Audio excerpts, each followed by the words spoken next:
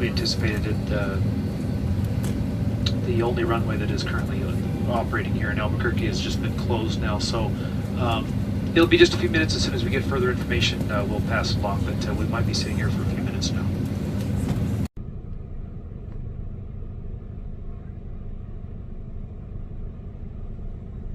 Because of this situation right now, we can confirm that Kirtland Air Force Base officials say there was some kind of incident involving one of their military aircrafts earlier this afternoon. Obviously, as you can see, that aircraft has crashed. This happened just south of 2nd and Rio Bravo within the